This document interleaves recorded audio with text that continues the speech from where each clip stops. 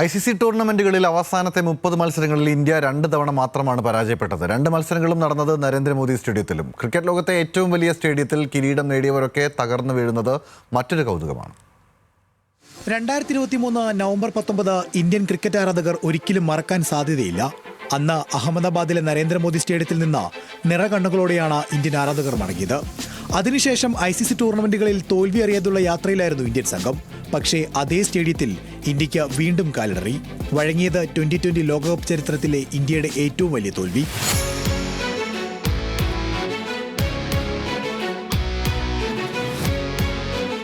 ICC ടൂർണമെന്റുകളിൽ ഇന്ത്യക്ക് കാലിടറിയതോടെ നരേന്ദ്രമോദി സ്റ്റേഡിയത്തിന് എന്തോ പ്രശ്നമുണ്ടെന്നാണ് ആരാധകരുടെ പക്ഷം. ഈ മണ്ണിൽ കിരീടം ചൂടിയവർക്കും ചരിത്രം കുറിച്ചവർക്കും പിന്നീട് സംഭവിക്കുന്നത് അത്ര ശുഭകരമായ കാര്യങ്ങളല്ല.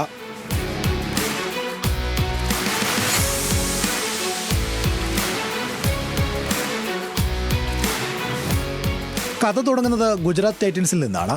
സ്വന്തം തട്ടകത്തിൽ 2022 IPL കിരീടം ചൂടിയ ഗുജറാത്തിന് തൊട്ടടുത്ത വർഷം ഫൈനലിൽ ഇതേ സ്റ്റേഡിയത്തിൽ വെച്ച് തോൽവി ഏറ്റുവാങ്ങേണ്ടി വന്നു. പിന്നാലെ അടുത്ത സീസണിൽ നായകൻ ഹർദിക് പാണ്ഡ്യയും നഷ്ടമായി. അതിനുശേഷം ശുഭ്മാൻ ഗില്ലിന് കീഴിൽ ടീമിന് പഴയ പ്രതാപം വീണ്ടെടുക്കാൻ ഇതുവരെ സാധിച്ചിട്ടില്ല.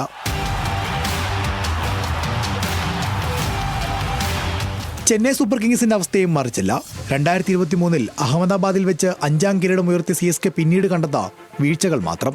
2024 പ്ലേ ഓഫ് കാണാതെ പുറത്തായ ടീമിന് 2025 ഒരു ദുരന്തമായി മാറി.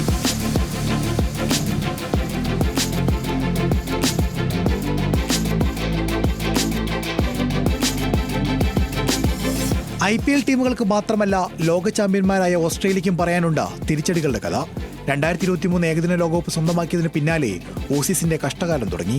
2024 2020 ലോകകപ്പിൽ നിന്ന് നേരത്തെ പുറത്തായപ്പോൾ ലോക ടെസ്റ്റ് ചാമ്പ്യൻഷിപ്പ് ഫൈനലിൽ ദക്ഷിണാഫ്രിക്കയോട് തോൽവി ഏറ്റുവാങ്ങി.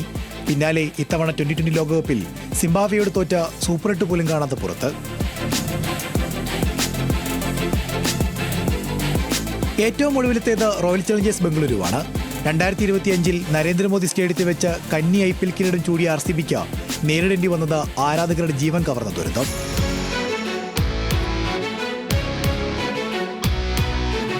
വിജയമധുരത്തിന് പിന്നാലെ വലിയ തിരിച്ചടികൾ കൂടി സമ്മാനിക്കുന്ന നരേന്ദ്രമോദി സ്റ്റേഡിയത്തിന്റെ നിഗൂഢതയാണ് ഇപ്പോൾ സമൂഹ മാധ്യമങ്ങളിൽ ചർച്ച. Sports desk, news Malayalam.